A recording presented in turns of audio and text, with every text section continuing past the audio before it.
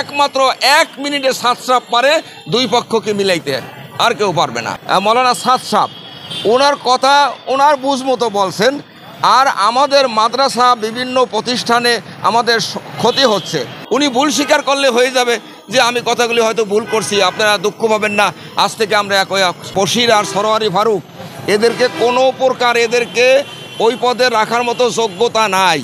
এই জন্য আমি বর্তমান সরকার, ছাত্র আন্দোলন সবাইকে অনুরোধ করব, যেভাবেই হোক ফ্যাসিস্ট সরকারের দুইজনকে, বশিরকে আর ফারুকিকে এই মুহূর্তে ওদেরকে পদত্যাগ করাইয়া ওদের দায়িত্ব থেকে সরানো উচিত। এটা মাত্র সামান্য ভুলের কারণে উনি ওনার বুঝমতো কয়েকটা কথা বলছে।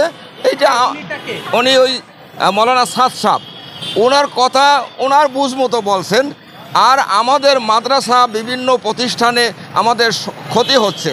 উনি বলছে মোবাইলে কোরআন শরীফ রাখা যাবে না।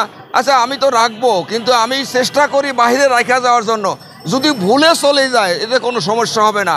আর হযরত আবু বকর রাদিয়াল্লাহু আনহু থেকে ইমামতের খেলাফত উনি খেলাফত হওয়ার পরে চাদর নিয়ে যাচ্ছিলেন ব্যবসা করতে। ওমর ফারুক রাদিয়াল্লাহু বলছে যে না, আপনি কোথায় যাচ্ছেন? কয় আমার ব্যবসা করতে হবে। তা ব্যবসা এখন করলে খেলাফত চলবে কেমায়? তো আমার সংসার চলবে। উনি গিয়া একজন মুহাজির এবং আনসার দুইজনের সমন্বয়ে ভাতা এক করে ভাগ করে ওনাকে নির্ধারণ করছে। এখান থেকে ইমামতি আর খেলাফত এক ছিল 1300 হিজরি পর্যন্ত। যিনি খেলাফতের দায়িত্বে ছিলেন তিনি ইমামতের দায়িত্ব ছিলেন। ওখান থেকে সে ভাতা পাইতেন, ভাতা জায়েজ আছে। আর মাদ্রাসা একজন শিক্ষক, সে তো শিক্ষা দেবেই। ওমর রাদিয়াল্লাহু হযরত আলী একটা অক্ষর শিক্ষা দিয়েছিল, এই জন্য তাকে বলা হয়েছিল একটা উট ভর্তি করে স্বর্ণ মুদ্রা দাও। মাদ্রাসায় শিক্ষা করার পরে সে হাদিয়া নিতে পারবে, এতে কোনো দোষ নাই। এই জন্য উনি ভুল স্বীকার করলে হয়ে যাবে যে আমি কথাগুলি হয়তো ভুল করছি, আপনারা দুঃখ পাবেন না। আজ থেকে আমরা একমাত্র 1 মিনিটে সাদ সাহেব পারে দুই পক্ষকে মিলাইতে, আর কেউ পারবে না। এই মুহূর্তে সাদ সাহেব আর জোবায়ের সাহেব পারবে না। সাদ সাহেব পারবে, দেওবান মাদ্রাসায় যাবে।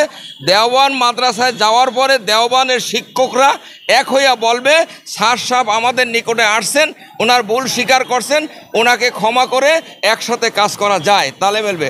জোবায়ের সাহেব একলা পারবেন না। এখন আলোচনা চলতেছে। 5 তারিখে তো আমরা সোহরাওয়ার্দী উদ্যানে উলামা মাশায়েখ বলে দিছি আপনারা আসেন, দরজা খোলা। ওই যে আপনার ওই যে সিলেটের একজন পীর সাহেব দেখছেন লাল টকটকা, উনি বলে দিয়েছেন, আমরাও বলে দিছি যে আপনারা আসেন। এখন আসতে হইলে দুই পক্ষ মিলতে হবে, দুই পক্ষ মিলিয়া সাদ সাহেবকে আর এক কলি হবে। মানে উনি চেষ্টা করলে পারে সাদ সাহেব যে আমি কথাগুলি ভুল বলছি বা আমার হয়তো ভুল হইয়া গেছে, ভুল হতেই পারে। এই জন্য আমি ভুলের জন্য দুঃখিত, ক্ষমাও চাওয়া লাগবে না, বলে আমি দুঃখিত, আজ থেকে আপনাদের ওলামাদের সাথে মিলে কাজ করবো, হয়ে গেল না। তবে উনি যে বংশের লোক ওনার চাওয়া উচিত, ওনার সেই পরদাদা ইলিয়াস রহমতুল্লাহ আলাই এটা প্রতিষ্ঠা করছেন ওনার বংশে, ওনার পরদাদা, এরপরে ওনার দাদা, এরপরে ওনার বাবা, এরপরে উনি। অতএব আপনারাও চেষ্টা করেন, এইভাবে ডেকে ডেকে বলেন। তাবলিগের লোক আছে, এই যে 15 তারিখে আপনারা তিলকে তাল বলাবেন না। 15 তারিখে ওলামারা ছাড়বে না, এখন ছাড়বে না। এখানে ইজতেমার মাঠ ছাড়াই গেছে সোহরাওয়ার্দীতে, এত লোক হয়েছে। এখানে কয়েক হাজার না লক্ষ ওলামা, কয়েক লক্ষ শ্রোতা, এরা বলছে ছাড়া যাবে না। এখন আপনি আমি জোর করে গেলে তো ক্ষতি হবে। এই জন্য কেউ যেন জোর না করে, শক্তি না খাটায়, আল্লাহর উপরে ছেড়ে দেন, আল্লাহ একটা ব্যবস্থা করে। আর একটা কথা জরুরি, একটা দিনী প্রতিষ্ঠান তাবলিগ জামাত, এই দোনো দলকে বলতেছি আপনারা দোনো দল এক পক্ষে মিলিয়ে কাজ করার চেষ্টা করেন। এই তাবলিগ জামাত দিনের লাইনে অনেক উপকার হইতেছে।